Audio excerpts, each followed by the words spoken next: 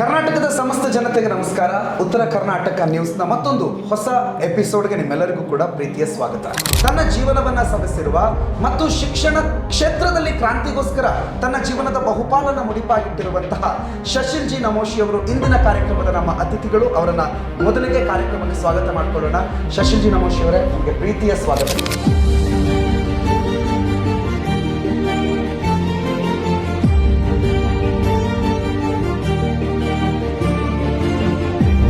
ನಮಸ್ಕಾರ. ಬಿಜೆಪಿ 2.5 ವರ್ಷಗಳಲ್ಲಿ ಆ ಜವಾಬ್ದಾರಿಯನ್ನ ಬಹಳ ಸಮರ್ಥವಾಗಿ ನಿಭಾಯಿಸಿದೆ ಅಂತ ಅನಿಸುತ್ತೆ. ಖಂಡಿತ ನಿಭಾಯಿಸಿದೆ.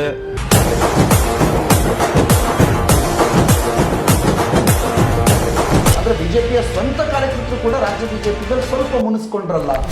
ಮತ್ತೊಮ್ಮೆ ನಾವು ಗ್ಯಾರಂಟಿ ವಿಚಾರಕ್ಕೆ ಬರಬೇಕು. ಸೊ ಕಲಬುರಗಿ ಆ್ಯಂಡ್ ಬಿಜೆಪಿ ಹೇಗಿದೆ ಅಲ್ಲಿ ವಾತಾವರಣ, ಯಾವ ರೀತಿ ಇದೆ ಪರಿಸ್ಥಿತಿ? ನೋಡಿ, ಪ್ರಭಾವಿ ವ್ಯಕ್ತಿಗಳು ಇವತ್ತು ನಮ್ಮ ಭಾಗದವ್ರು ಇದ್ದಾರೆ, ಒಂದು ಎತ್ತರಕ್ಕೆ ಬೆಳೆದಿದ್ದಾರೆ, AICC ಪ್ರೆಸಿಡೆಂಟ್ ಆಗಿದ್ದಾರೆ.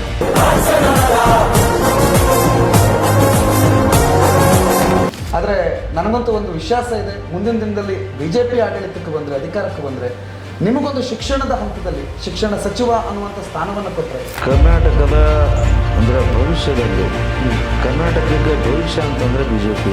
Special talk with Shashil G Namoshi ತಪ್ಪದೇ ವೀಕ್ಷಿಸಿ ಇಂದು ರಾತ್ರಿ 9 ಗಂಟೆಗೆ ನಿಮ್ಮ ಉತ್ತರ ಕರ್ನಾಟಕ ಸುದ್ದಿ ವಾಹಿನಿಯಲ್ಲಿ.